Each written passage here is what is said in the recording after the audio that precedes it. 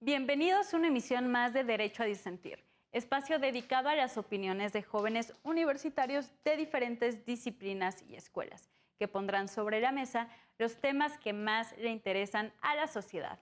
El tema de hoy es estándar para determinar la filiación de menores de edad en el ADR 6179/2015.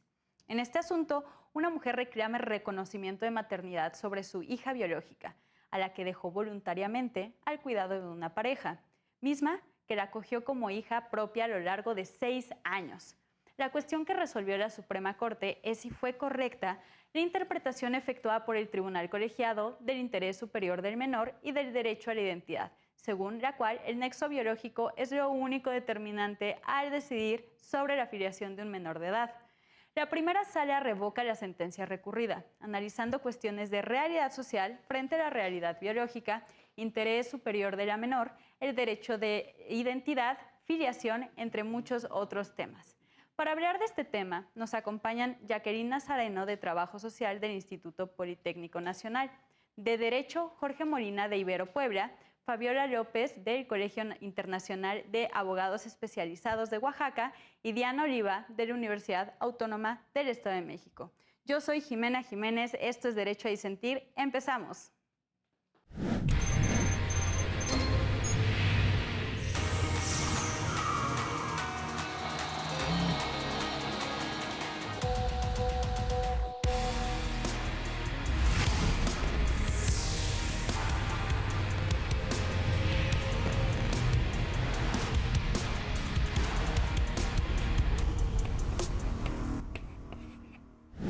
Para empezar a hablar de este tema, es muy importante conocer qué sucedió, cuáles fueron los sucesos que dieron para que este caso llegara a la Suprema Corte. Entonces, para hablar un poquito más de este tema, Jorge, ¿qué te parece si nos ilustras, nos cuentas qué es lo que pasó para ya después determinar lo relevante en este caso de la Suprema Corte? Sí, claro que sí. En principio, el caso se da en el Estado de México y surge porque una madre deja de manera voluntaria a su hija para el cuidado con otra familia. La segunda familia adopta a la niña y la registra sin el procedimiento conforme a la ley.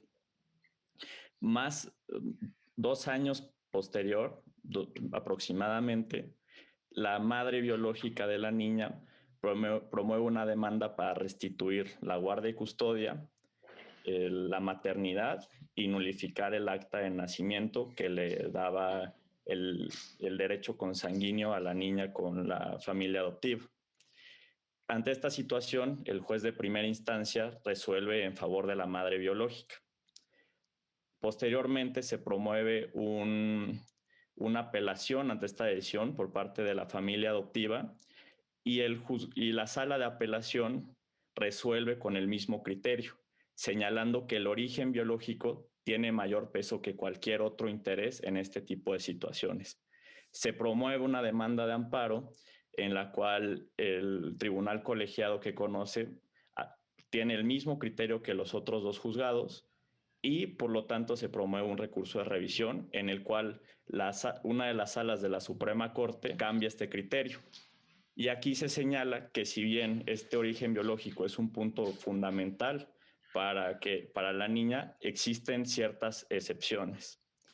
Entonces, con esto se llega a la conclusión de que la niña, por el contexto social en el que había vivido, por todo el tiempo que había pasado con la familia adoptiva, lo mejor en pro de su interés superior de la infancia es que ella permanezca en la familia adoptiva.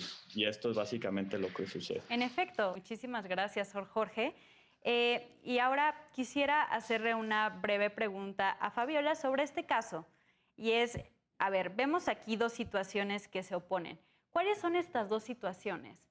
Que bueno, nada más como pista, pues es la del nexo biológico con la madre biológica y la de la integración o convivencia con la otra familia. Cuéntanos un poquito más de esta oposición de situaciones. Pues sí, bien, como mencionaba Jorge, sí es muy importante que la niña conozca sus orígenes, su identidad, pero también, como lo mencionaba, creo que es más importante o creo que se le da una cierta prioridad al interés superior del menor, ¿no?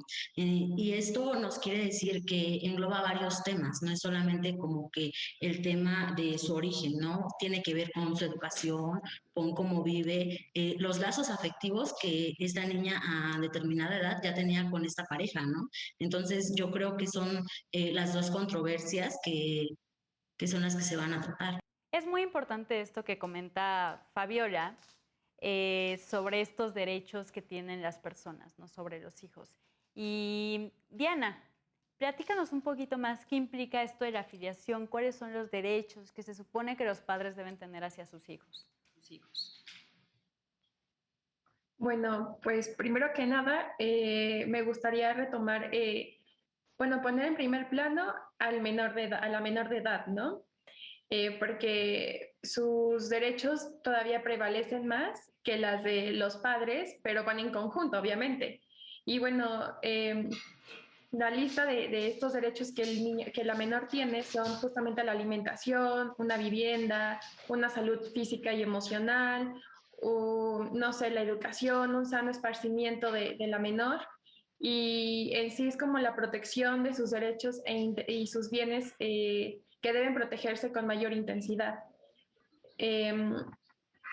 Y bueno, comentar también que los padres biológicos, claro que tienen mayor peso en cuanto a su parentesco con la menor, pero la madre dejó al cuidado de su hija sin que la obligaran a la pareja, ¿no? Que con la que actualmente vive la niña.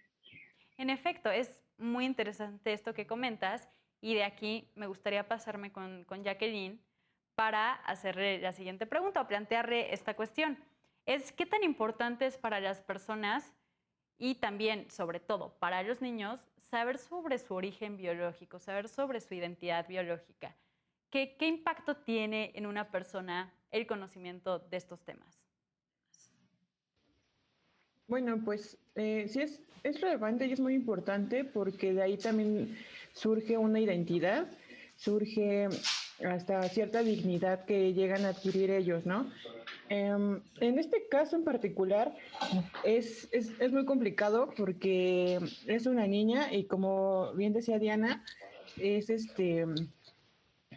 hay una importancia en salud psicológica, entonces la situación para la niña sí es muy difícil, en efecto, más que para los padres.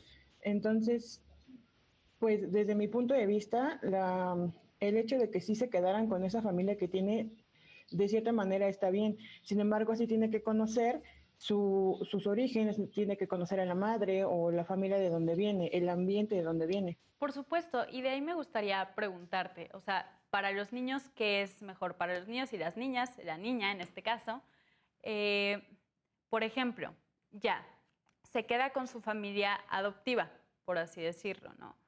¿Qué tan importante para ella cuando crezca es que sepa que tuvo otra mamá o su mamá biológica fue alguien? No es algo que simplemente se debe de omitir para que no tenga esa inquietud cuando crezca o demás, o sí es mejor que lo sepan.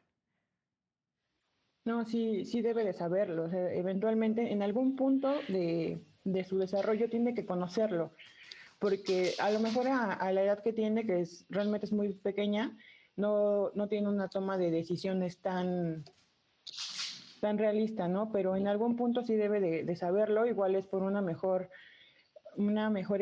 convivencia con los padres, para que también sepa, porque a lo mejor y no se quiere ir con la madre biológica, pero ya sabiendo, tener el conocimiento de que alguien más es su madre biológica, ya podrá decidir. Pero sí es algo muy importante que los niños lo sepan. Aquí también entra una cuestión, una vertiente, aunque no lo menciona la sentencia, es una vertiente del derecho a la salud como salud física. Pero ya bien lo mencionabas, Jacqueline, hay algo bien importante aquí, que es la salud psicológica, que también es bien jurídicamente relevante. Y ahora me gustaría regresar con Jorge para que nos platique un poco más de qué va este interés superior del menor, que habla la sentencia, qué es, con qué se come, por qué es relevante en este caso. Ya más o menos lo mencionaban un poco nuestras compañeras, pero igual para ilustrarnos un poco más. Sí, claro. En principio, el parámetro con el cual se basan los juzgados de primera instancia es el del mantenimiento de la familia biológica, que esto en casi todos los puntos es fundamental, ¿no? Mantenerla. Pero aquí interfiere otro factor que es muy importante también, que es el interés superior del menor. Y en palabras muy llanas, es buscar lo mejor para el niño. Entonces, en este caso concreto, en el cual la niña no conocía a su madre biológica y se le tenía que restituir a su casa, pues era muy importante saber si realmente era lo mejor para ella o se le provocaría un daño. Entonces, aquí cómo se aplicó el derecho, me parece muy buena la metodología que involucra a la Corte, porque empieza buscando cuáles son las circunstancias bajo las cuales ocurrió la separación. Entonces, se habla de que hubo un abandono, pero que además hubieron 2 años en los cuales la madre no tuvo contacto con la niña. Y posteriormente se hace una evaluación de la realidad en la cual vivía esta niña. Entonces, aquí se determina que había lazos de afecto, que la familia biológica había cuidado de ella, le había dado educación, entre otras cosas, y que ella ya estaba muy adaptada a este entorno. Entonces, con esta serie de factores se determina, bueno, si ella no conocía a su madre y cambiarla de manera tan fuerte, tan rápida, eso sería muy dañino para ella de manera emocional. Entonces aquí es donde interviene el interés superior del menor y con estos factores se determina la decisión, ¿no? Que pues mejor que se quede en su entorno, con su familia adoptiva, y aquí es cómo se involucró el interés superior del menor, siempre buscando lo mejor para la niña. Ah, perfecto. De hecho, también con lo que estás comentando, a ver, vámonos ahora con Fabiola al respecto, ¿no? El ministro Cosío, en su voto particular del asunto, menciona que él no estaba de acuerdo por cómo se había resuelto porque él consideraba que en esta situación, tomando los hechos del caso, sí debía de darse la patria potestad y la guarda custodia a la madre biológica, pero no haciéndole una separación abrupta, porque ya hemos visto en varios temas que la separación abrupta de los padres con sus hijos pues implica un daño que puede ser psicológico para los niños y las niñas, como bien lo podemos ver en el asunto de las madres en reclusión, que a partir de los 3 años pues los hijos ya no pueden estar en el cerezo o en el ceferezo, entonces pues salen ahí, y lo que ha resuelto la Suprema Corte es que tiene que ser una separación paulatina y que vaya siendo poco a poco y que sea muy humana, ¿no? Que no se le separe y que diga ya quedó el hijo por allá, la mamá por acá. Pero bueno, sobre esto regreso un poco. Fabiola, ¿tú opinas en el caso de haberle dado la guarda y custodia a la madre biológica, cómo debió haberse dado esta separación si se le quitaba la guarda y custodia a los padres que no eran los biológicos?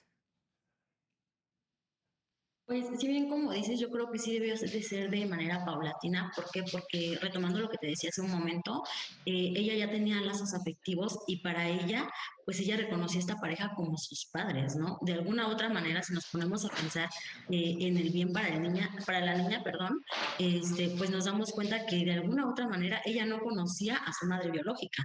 Entonces era una persona desconocida. En mi opinión, yo considero que primero se debieron haber tomado en cuenta visitas paulatinas por parte de la mamá hacia la niña, estando con la pareja que la había adoptado, ¿no? Que la había acogido, y posteriormente ir haciendo una separación menos abrupta para la niña, para así no dañar su salud psicoemocional, ¿no? Porque, como te vuelvo a repetir, ella ya estaba pues adaptada a los que ella reconocía como sus padres, ¿no? Sí, por supuesto.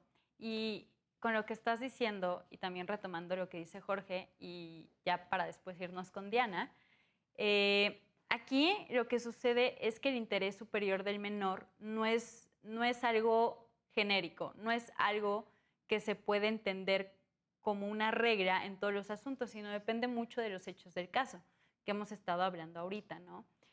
¿Por qué la madre biológica dejó en cuidado a su hija a esta pareja? ¿Por qué se tardó 2 años en buscarla y por qué no fue antes? Y bueno, tomar como es todo este tipo de cuestiones. Y pues bueno, a Diana quisiera preguntarle, ¿cómo cree que se debió, o sea, más bien, si se debió de tomar en cuenta el género para juzgar este tema?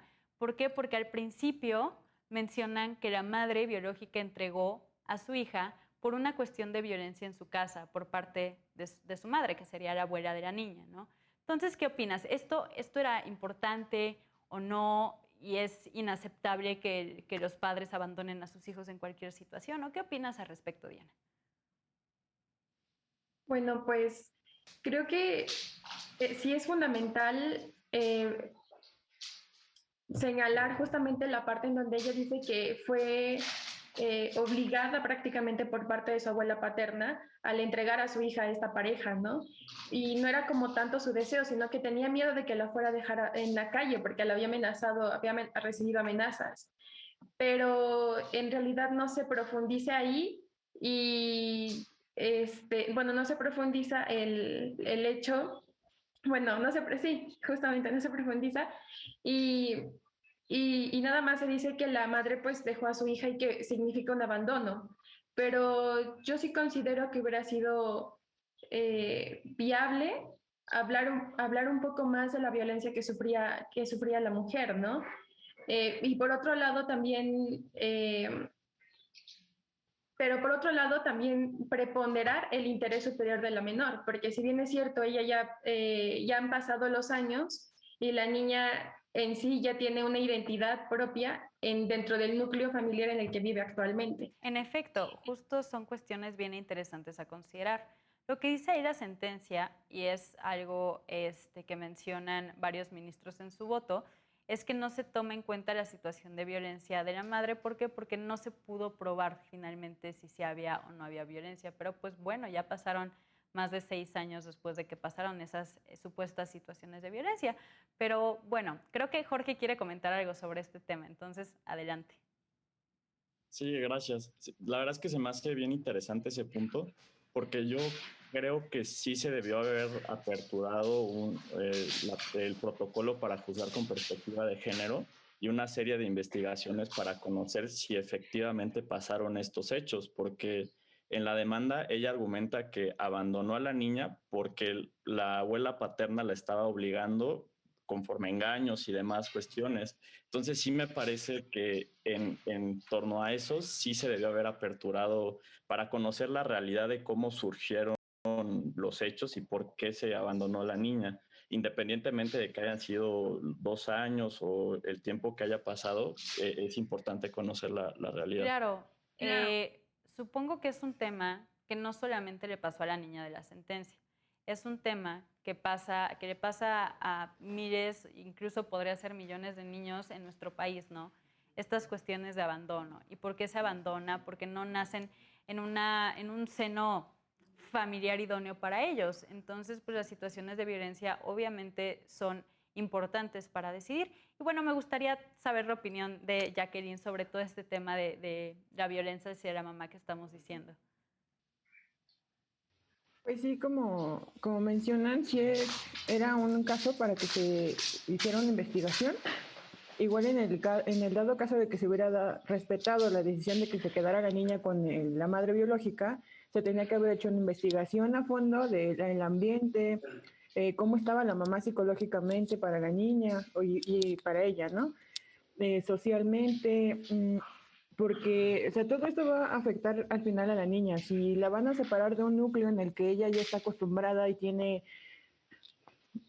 mal llamados ciertos privilegios que deberían de ser como que todos los niños deberían de tener, si ya está acostumbrada a este ambiente y a esta forma de vida y se va a un ambiente en el que ya no lo tiene, va a ser un cambio y un contraste, una brecha muy, muy marcada en ella. Ahora, tomando el tema de la violencia, pues sí, en México sí estamos bien mal en ese tema de violencia, de embarazos también en adolescentes, de tener una vida o un ambiente familiar un poco violento y a lo mejor hasta lo vemos de manera normal, pero pues son cosas que tenemos, son temas que tenemos de tocar, yo creo que desde la escuela para que vayamos, ya no lo normalicemos y sí nos vayamos dando cuenta de esas ciertas acciones o comentarios que nos llegan a hacer y que los tomamos hasta normales, ¿no? En el caso, la abuela paterna de la niña fue quien obligó y hasta engañó, porque menciona que,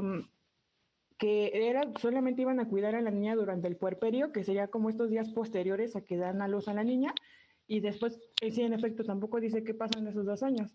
Entonces también sería cuestión de investigar eso, de por qué no hubo, a lo mejor no interés, sino por qué no buscó o por qué no tuvo ese, o demandó desde los primeros días en que no tenía a la niña consigo. Claro, es algo bien interesante todo esto que comentan, porque justo lo menciona el ministro Pardo en su voto concurrente. Él consideró que, en efecto, toda esta situación de violencia tenía que tomarse en cuenta y a pesar de que no fueron hechos probados, pues tenía que juzgarse con perspectiva de género para saber qué pasó ahí, no solamente decir, pues ya no se probó, entonces no sabemos, entonces pues ya valió esa parte, pero sí se tenía que haber checado, ¿no? Y es algo bien importante que lo que comentas, Jacqueline, porque, como bien dices, son situaciones que a veces tenemos muy normalizadas. Todo esto de los embarazos adolescentes, todo esto de la violencia familiar, que lo escuchamos y lo decimos y lo exponemos en estos casos, pero son cuestiones súper normalizadas, no solo en el discurso, sino en las situaciones día a día de gente que pues a veces no goza el privilegio de vivir en una familia feliz, ¿no? Como vivió esta niña durante 6 años. Entonces, pues estamos terminando este primer bloque de Derecho a Disentir. Estamos hablando sobre el estándar para determinar la afiliación de menores de edad. Yo soy Jimena Jiménez, regresamos. Regresamos a Derecho a Disentir. Estamos viendo un tema bien interesante sobre el estándar para determinar la afiliación de menores de edad. En este caso vemos una situación bien interesante donde una menor de edad fue dada en adopción irregular, por así decirlo, a una familia porque ella estaba viviendo una situación de violencia por parte de la abuela. Y pues aquí vemos cuestiones bien interesantes, ¿no? O sea, si fue determinante la violencia por parte de la abuela para que puedas abandonar un hijo, como esta situación, ¿por qué está justificado esta situación de violencia para que tú abandones a tu hijo? Y también por otro lado está esta otra cuestión de la adopción, ¿no? O sea, de la adopción de la pareja, porque esta mujer, la madre biológica, da en adopción irregular porque fue con un documento privado a esta niña, a la pareja, ¿no? Entonces, pues, ¿qué sucede en todos estos casos?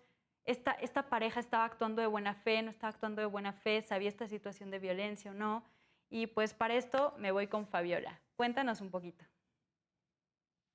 Sí, como dices, es algo muy interesante porque si bien mencionas, no hubo como tal una adopción legal, ¿no? O con todo el procedimiento como debió de haberse hecho y sin embargo en la sentencia nos mencionaban primero nos dicen, ¿no? Que la mamá entregó a la niña de manera voluntaria. Y después nos dicen que la abuela paterna fue la que obligó a la mamá a entregar a la niña. Entonces, ahí entramos en una controversia. ¿Por qué? Porque si yo estoy entregando a mi hija de manera voluntaria a una pareja y si esta pareja no está enterada, aquí sí hubo un vicio y la que actuó de mala fe fui yo. ¿Por qué? Porque si yo te la estoy entregando, vamos, de manera voluntaria y después regreso con que, ¿sabes qué? Que siempre no y devuélvemela. Creo que aquí es donde la que actuó de mala fe fui yo.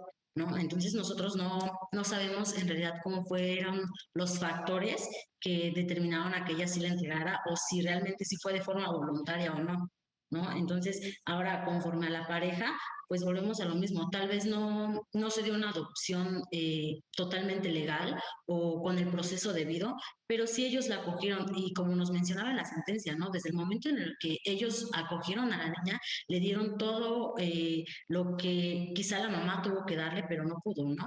Entonces yo creo que aquí en dado caso que esto llegara a ser, pues la que actuó de mala fe fue la mamá, ¿no? ¿Por qué? Porque, y como lo mencionabas hace un rato, ¿no? ¿Por qué no, vamos, se supone que cuando una mamá tiene una bebé, le dan un determinado tiempo para que para que ella se restablezca, ¿no? Del parto. Entonces, vamos, ese tiempo no son 2 años y tanto, ¿no? Lo que ella se le tomó para volver a buscar a la niña. Volvemos a lo mismo, no sabemos cuáles fueron sus factores o por qué ella no la buscó antes, pero ahí sí fue algo importante que ella, en cuanto tuvo la oportunidad, no dio con la niña, ¿no? Entonces, se supone que el tiempo estimado son 40 días para que ella pudiera restablecerse del parto, ¿no? Sin embargo, ella la buscó que 2 años, 6 meses, me parece. Entonces, volvemos a lo mismo. Yo creo que en todo caso, el vicio y la mala fe, pues probablemente fue de parte de la mamá biológica, ¿no? Así es, así lo supuso finalmente la sentencia, ¿no? De por qué la abandonas y por qué te tardas tanto en buscarla, cuál es tu verdadero interés sobre todo esto. De hecho, también es un debate, que mencionas, de que pues no lo quise en su momento, pero 2 años después, fíjate que sí lo quiero. Es un debate que se hace muchísimo en la bioética, ya ustedes me dirán, ¿no? En todo esto de la gestación subrogada, de, pues bueno, contratas a una mujer que pueda gestar a tu hijo o a tu hija, ¿por qué? Porque tú no puedes, ¿no? Porque tienes algún problema en el útero o demás.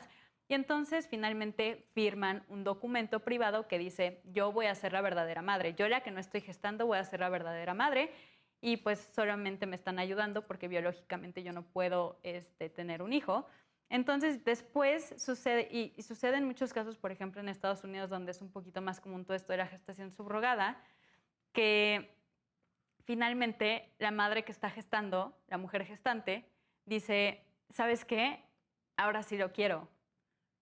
Entonces me voy a quedar con este hijo y pues yo soy la que está gestando y pues yo soy la que va a tener comprobada esta filiación. ¿Por qué? Porque está saliendo de mí. Y bueno, por lo menos en la legislación civil de México, o bueno, como sucede en el Distrito Federal, bueno, en el antes Distrito Federal, ahora Ciudad de México, es que la maternidad se presume por el simple nacimiento, por el simple embarazo. ¿Por qué? Porque es evidente, ¿no? Que tú estás embarazada y sale de ti, ¿no? Y pues ya es una cuestión bien curiosa que sucede mucho en la bioética, como les decía. Pero, Jorge, querías comentar algo sobre la adopción, ¿no? Que todo este proceso de adopción se dio de una forma irregular. Y pues, ¿qué puede hacer la Corte ante una situación así? Sí, a mí me pareció muy interesante cómo utilizaron la metodología para este choque de intereses entre la familia biológica y la adoptiva. Sin embargo, siento que faltó un poco de investigación, desprender pruebas de oficio y todo este tipo de cuestiones, porque no conocemos bien cuál fue la realidad de la madre biológica por el cual abandonó a la niña, ¿no? O sea, por eso insisto mucho con el protocolo para juzgar con perspectiva de género, porque si se hubiera solicitado, hubiéramos podido tener un panorama mucho más amplio para tener una decisión como más certera, ¿no? Y también algo que me llamó mucho la atención fue el cómo se dio la adopción, porque es algo también fue como irregular, ¿no? En realidad, pues si es una adopción, se tuvo que haber promovido el juicio de pérdida de patria potestad y posteriormente la adopción ante un órgano jurisdiccional.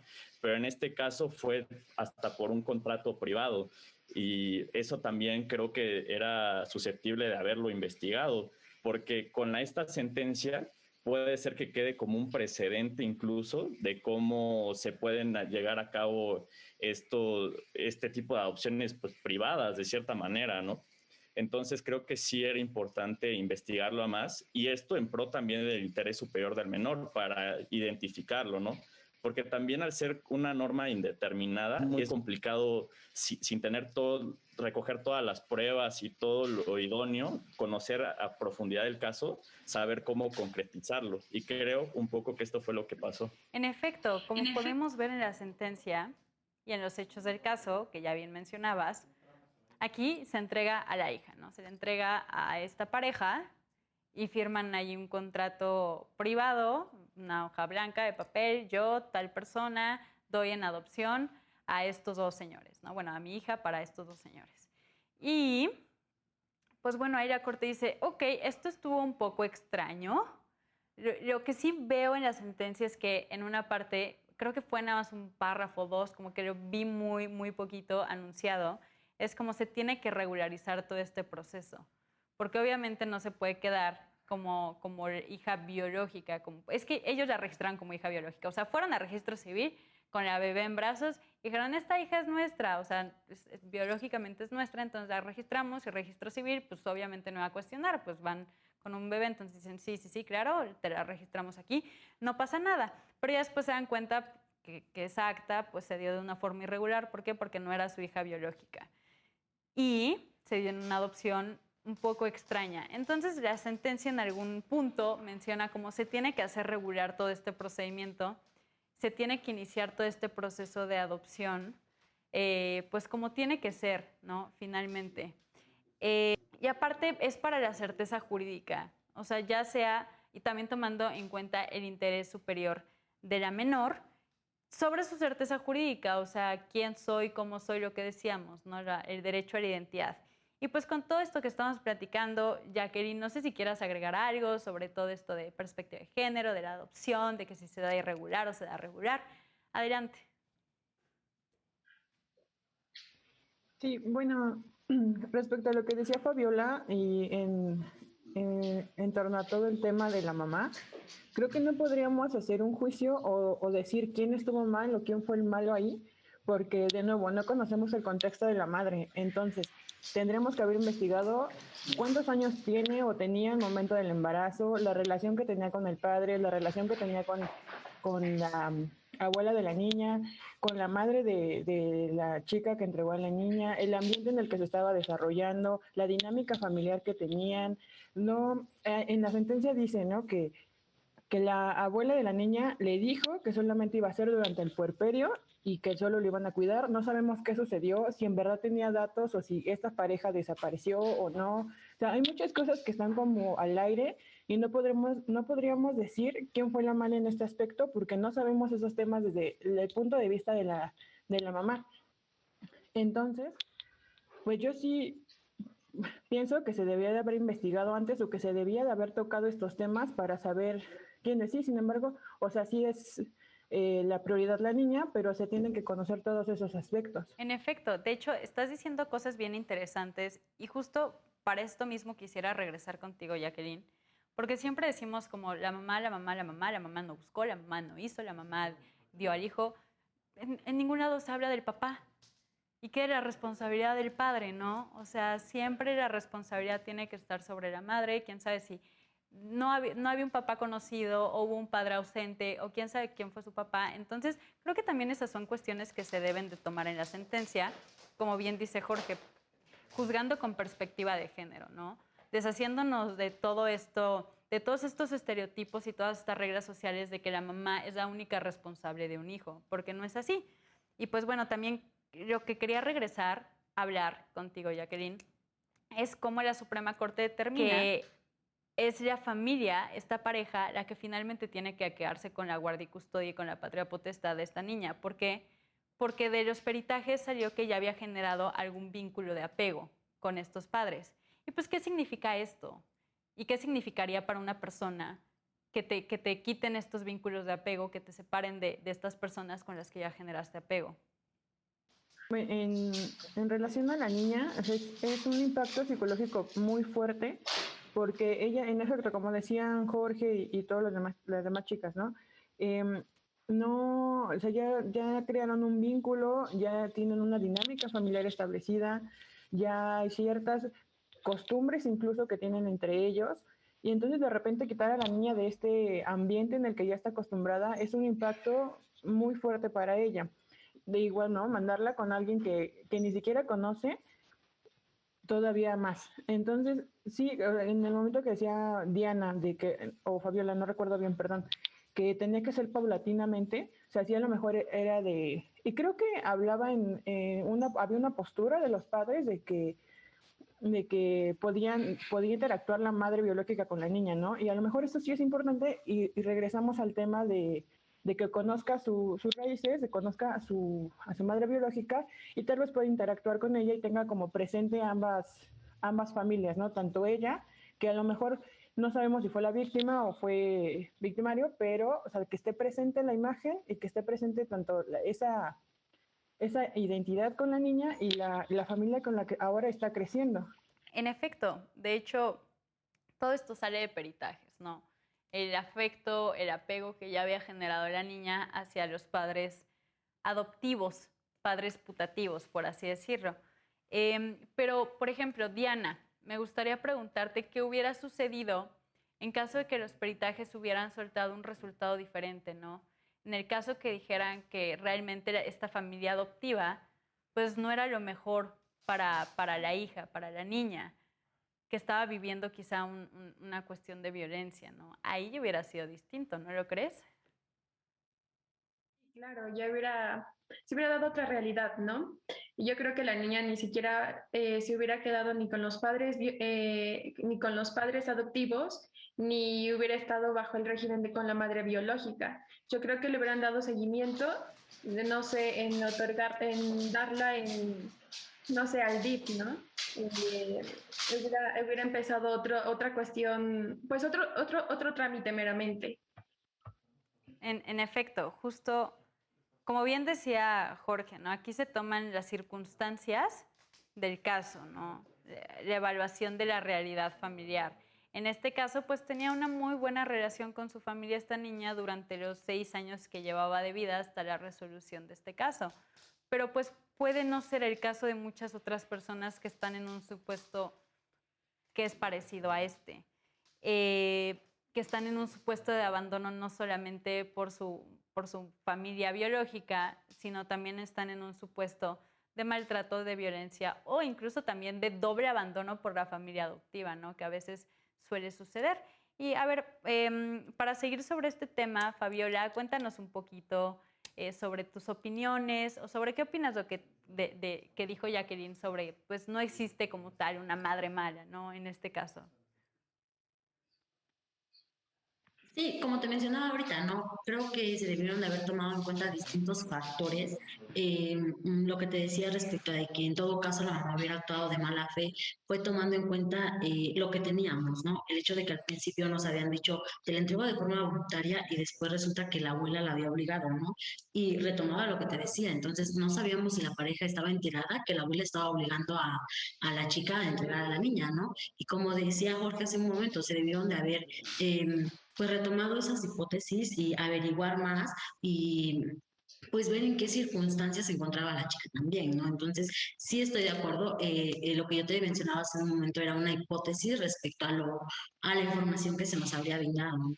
Ahora, lo que dice Diana a mí se me hace totalmente muy interesante respecto a lo que mencionabas de que si la pareja que estaba acogiendo a la menor no, a lo mejor no estaba eh, no contaba con los recursos necesarios para tener a la niña. Entonces, como decía Diana, ¿no? Creo que sí hubiera sido un proceso totalmente diferente. ¿Por qué? Porque entonces la niña debió de haber estado bajo una protección de acogida y se llevaría un proceso totalmente diferente. En efecto, lo que comentas es muy importante porque va relacionado con esto que quisiera retomar con Jorge. En la sentencia, en una parte hablan sobre el goce de hecho. Entonces, me gustaría que nos platicaras un poquito sobre qué es este goce de hecho. O sea, bien menciona la sentencia y nos da estas pistas de que este goce de hecho se le presumía a los padres adoptivos. ¿Por qué? Porque había una situación de hecho, había lazos. O sea, la gente los consideraba como una familia, la gente consideraba a la niña como hija verdadera de estos señores y también porque va formando algún tipo de personalidad al formar parte de esa familia. Sí, también esa parte de la sentencia es bastante importante porque se habla de que la niña también ya se sentía con el afecto, ya se sentía, ella misma los reconocía a ellos como padre y madre. Entonces, esta parte también es relevante. Y con relación a esta parte del hecho, la sentencia lo define como que es como un lazo no jurídico de adopción. Entonces se guían por el nombre, se guían por el conocimiento público de que esta niña es hija de tales personas, por el trato que tienen ellos con relación a la hija. Entonces se va adquiriendo como esta familia, como este núcleo, sin la necesidad que haya un reconocimiento jurídico. Y con base a este reconocimiento, de hecho, lo utilizaron con fundamento para decir que había un reconocimiento de que eran una familia, de que ella ya había hecho como los lazos afectivos. En efecto, es justo lo que dicen, ¿no? Sobre este goce de hecho. O sea, hay un goce de hecho de la familia, por así mencionarlo, ¿no? Y creo que sucede en muchísimos casos de niños menores y niñas menores de edad en nuestro país que crecen con personas que no son sus padres biológicos, no decir que sus verdaderos padres, porque existe ya una situación en nuestro derecho mexicano, que la filiación se reconoce de la misma forma, tanto a padres adoptivos como a padres biológicos, siempre va a ser los mismos derechos, se equiparen todo, entonces ya no se tiene que hacer este tipo de distinción. Y pues bueno, es esto bien importante, todo lo que comentas. Estamos terminando con este segundo bloque. Estamos hablando sobre el estándar para determinar la filiación en personas menores de edad, en niños, niñas, adolescentes, puede ser. Pero bueno, estamos de regreso. Yo soy Jimena Jiménez. Regresamos. Regresamos a Derecho a Disentir. Estamos hablando sobre el estándar para determinar la filiación de menores de edad, porque fue un caso bien interesante que hemos estado viendo a lo largo de este programa y que vamos a seguir comentando a lo largo de este último bloque. Y pues bueno, regreso contigo, Fabiola, y ligándolo a lo que nos decía Jorge. Hay una situación aquí del menor, ¿no? Y ya también con lo que nos decía Jacqueline. Ya hay un apego, ya hay un afecto, ya hay unos lazos que el menor generó hacia estas dos personas, que esta niña, según los peritajes, ya reconocía como su padre y como su madre, ¿no? Entonces, ¿qué pasa con la situación del menor en este tipo de casos? Cuéntanos un poquito más, Fabiola. Sabes, es muy importante lo que mencionas porque recordemos que ahorita los niños ya no son un objeto de protección, ¿no? Son un sujeto de derechos. Entonces, es muy importante porque la niña a sus 6 años ya tenía un reconocimiento propio y es lo que mencionabas, ¿no? Que ella ya tenía a sus padres adoptivos, aunque de manera controversial es adopción, ¿no? Pero ya tenía a sus padres adoptivos reconocidos como sus padres. Entonces yo creo que algo muy importante es que ahí se debió de tomar en cuenta el reconocimiento propio de la menor, ¿no? De que ella, vuelvo al mismo, ya reconocía a la pareja como sus padres, ¿no? Claro, y todo esto va muy ligado a lo del derecho a identidad. O sea, ella, como parte de su derecho a la identidad, ya decía, pues bueno, fulanito y fulanita son mis papás, son los que yo reconozco como mis papás, me han cuidado, he crecido con ellos, me han enseñado, me han educado. Vaya, para mí, ellos son mis papás, ¿no? Y finalmente es lo que sucede en la sentencia y por eso se determina que la patria potestad se le tiene que quedar a estas dos personas porque han hecho una buena labor de cuidado de esta niña. Y también por otro lado quisiera pues poner sobre la mesa una situación hipotética, porque aquí hablamos de que, pues bueno, la madre biológica da en una adopción irregular a su hija a una pareja. Pero ¿qué sucede en el caso de si hubiera sido una sola mujer o un solo hombre? Y pues a veces en México suceden cuestiones, creo que durante muchos años, no sé cómo sucede ahorita con la adopción, pero durante muchos años era necesario que las personas que quisieran adoptar fueran pareja. No se le permitía a las personas que adoptara solamente una para ser madre soltera o para ser padre soltero. Y pues bueno, creo que esas son cuestiones que ha cambiado hoy en día con la realidad de las personas, con nuestra realidad social, y que ya no necesitas estar en pareja para tener un hijo, obviamente. Jacqueline, cuéntanos un poquito sobre esto que estamos diciendo. Si se necesita una figura paterna, una figura materna, no es muy necesario, si es muy necesario, ¿qué opinas? Bueno, antes en la tipología de la familia sí abarcaba como una imagen materna, una paterna, y era como un núcleo solamente, o era la familia principal, era como padre, madre, hijo. Y conforme ha pasado el tiempo, pues sí ya han cambiado los tipos de familia. Ahora ya una persona soltera se considera familia, una persona soltera y una mascota es familia, personas del mismo sexo. O sea, sí ha ido cambiando y actualizándose mucho de manera favorable este tema de las familias. En el sistema de adopción sí está como bien complicado aquí en México, porque a pesar de que hay familias o, bueno, parejas o incluso personas que quieren hijos, no se considera como, no se les da tanta consideración de que quieren tener un niño. Se considera más o toman aspectos ya no tan importantes. Hay niños que llevan así muchísimo tiempo y hay parejas que quieren adoptar, pero por ciertas cosas que no son como tan de mucho impacto, no pueden adoptar. sí, como decías, ya pueden adoptar parejas a personas solas porque ya se toman en cuenta aspectos de que sí tenga la capacidad psicológica para dar amor a esa persona, al niño o al menor, que tenga económicamente sea estable, que tenga como, que pueda brindarle un ambiente correcto al menor. Pero sí, todo tiene que ver como con la imagen o la idea que se tenía de la tipología de familias. Ahorita ya ha cambiado eso porque pues ha ido actualizando todo lo de la tipología. Claro, es esto que hemos comentado en otros programas sobre la familia tradicional, ¿no? Como lo imaginábamos, mamá, papá, hijo, hija, incluso su perrito, ¿no? Y es lo que nosotros nos hemos imaginado a lo largo de los años, pero las cosas van cambiando y como bien ha dicho la Suprema Corte, la Constitución protege la familia, sí, pero protege todo tipo de familia, como bien mencionas, Jacqueline. O sea, hay pues, familias que son homoparentales o lesbomaternales, hay familias que son de padres o madres solteros, hay familias que son conformadas incluso por toda la familia nuclear, pues, o sea, papá, mamá, hijo, pero después también por la familia extendida, donde también forman parte de esa familia, pues la abuela, el tío, y pues todos viven en esa misma casa, lo cual sucede mucho en nuestro país, por ejemplo. Pero Diana, quisiera saber tu opinión sobre esto que hemos estado comentando, ¿no? De esto relacionado con lo que dijo Jacqueline. Sí, claro, el tipo de familia de padre y madre meramente es una construcción social donde se piensa que la familia perfecta tiene que ir acompañado de estos dos pilares, ¿no?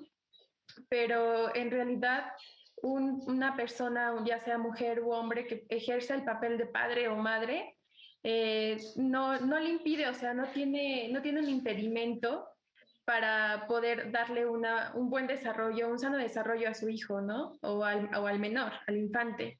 Entonces, me parece muy importante porque muchísimas veces, incluso en nuestro país, se funge que los abuelos, ¿no? También son las personas que cuidan a los menores y, y son personas que muchas veces nada más trabajan con una sola, ¿no? Por ejemplo, la abuela o nada más la abuela cuida a los menores. Entonces, no hay ningún impedimento en que ellos puedan fungir el sano desarrollo del menor, siempre y cuando obviamente no, no, no limite los derechos del menor, obviamente.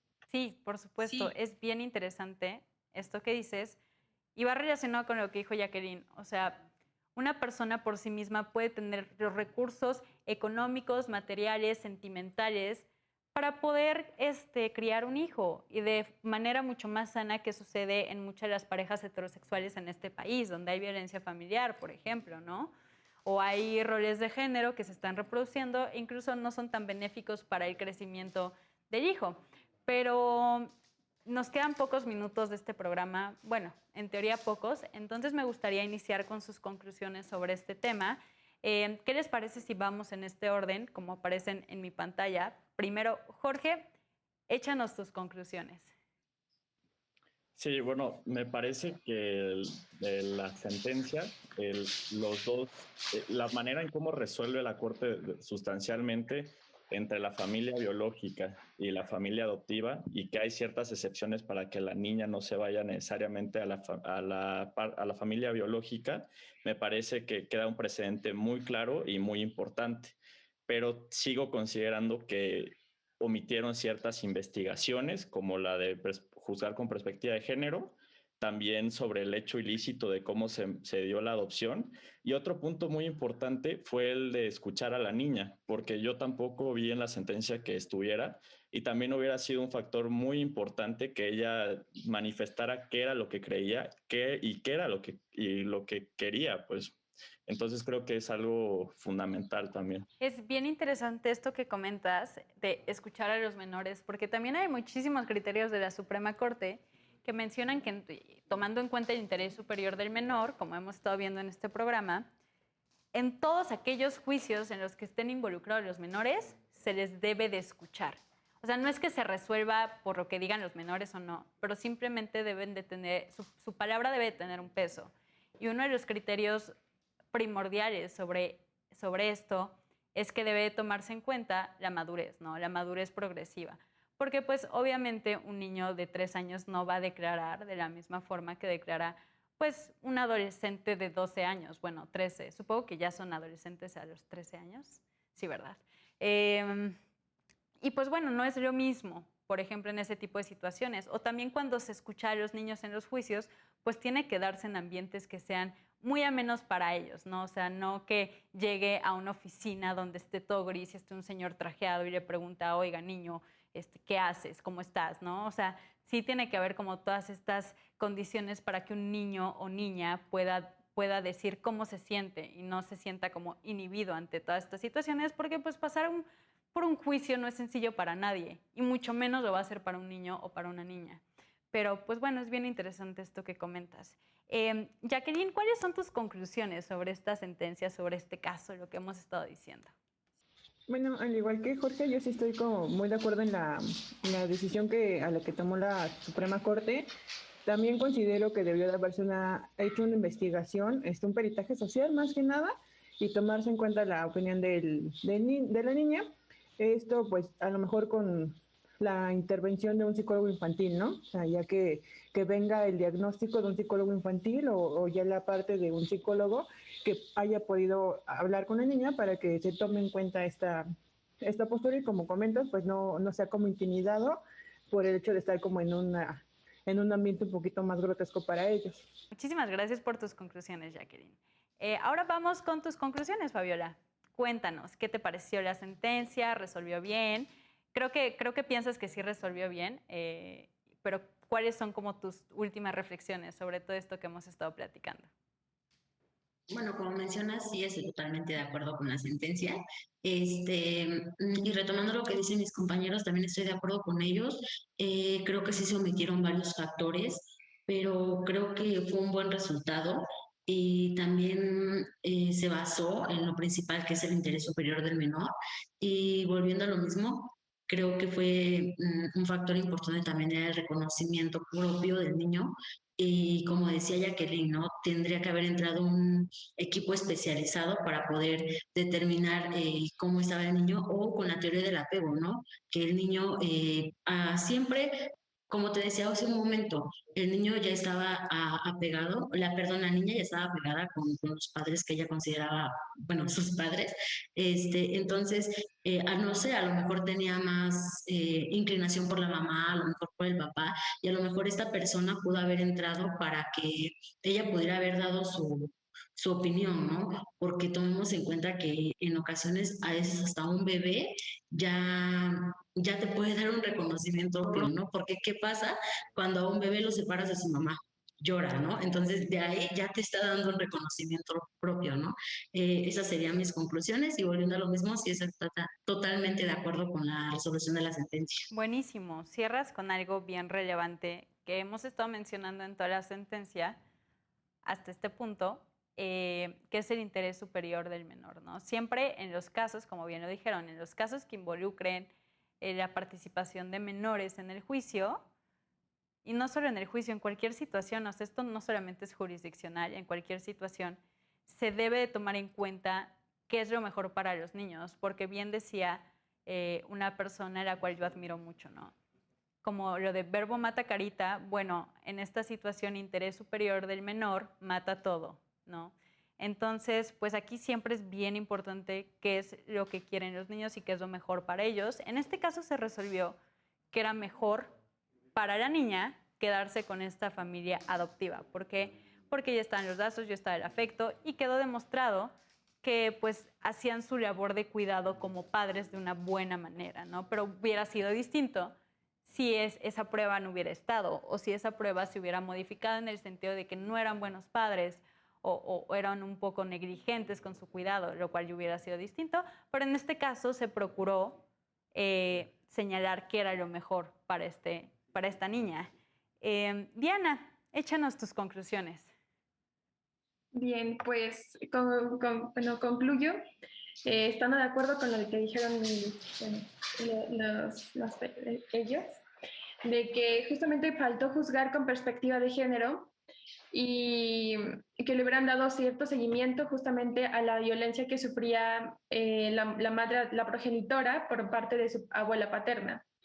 Y por otro lado, pues justamente también confirmar lo que decía Fabiola, ¿no? Que los niños no son sujetos de derechos, son sujetos activos de derechos y no objetos no son objetos como de determinar qué es lo que les conviene de acuerdo a la visión de los padres, ¿no? O de los adultos. Por otro lado, justamente mencionar que los menores deben ser escuchados en todos los sentidos y conforme va avanzando la edad o conforme es la edad del menor, tienen que irse apropiando espacios justamente para que no se sientan cohibidos y puedan hablar como pues naturalmente, ¿no? En efecto. Adelante, Y justamente sí. me gustó muchísimo, bueno, a mi parecer, justamente el reconocimiento de la maternidad que se le da a la madre, que se enclareció justamente que ellos, porque los padres adoptivos se habían ostentado como padres biológicos. Entonces, se reconoce la verdadera maternidad, la maternidad biológica por parte de la progenitora y les dicen que por favor pues hagan nula el acta de nacimiento y chequen esas irregularidades, ¿no? Y también poner muchísimo ojo ahí, porque entonces yo puedo adoptar a una persona y el funcionario público o quien esté a cargo, pues ni siquiera se puede dar cuenta y justamente pueden pasar este tipo de cuestiones, ¿no? O sea, que tengan un papel que realmente avale la adopción. Y por otro lado, pues que la niña tiene la oportunidad siempre de conocer su origen biológico, siempre y cuando ella quiera, o sea, porque ese derecho no se le puede impedir y sigue en pie, ¿no? Y cuando ella quiera, sienta la necesidad de saber por qué tiene otra mamá, pues platicarlo. Incluso desde que son pequeños creo que considero que es importante mencionar el por qué otra familia la tiene, ¿no? Y bueno, eso es todo. Muchísimas gracias, Diana. Sí, de hecho mencionas algo bien importante, porque también la Corte lo ha dicho en otras sentencias, que el derecho a la identidad es importante en todas las edades, ¿no?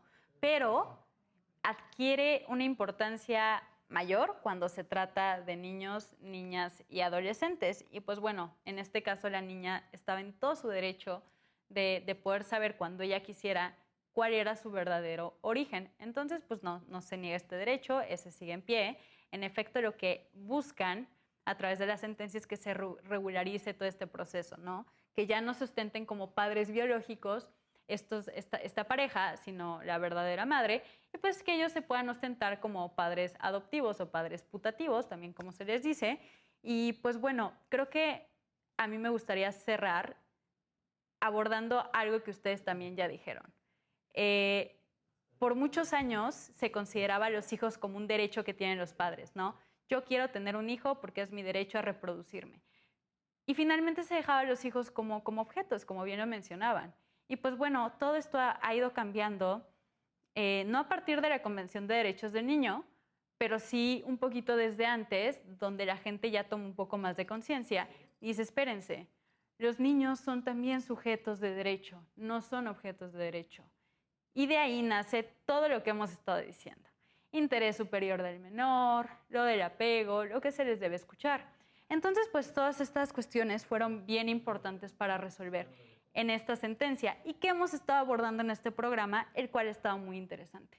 Yo quisiera agradecerles por su participación, por estar aquí. La verdad es que me gustó mucho, aprendí muchísimo de ustedes y espero que también hayan aprendido de esta discusión y de esta plática.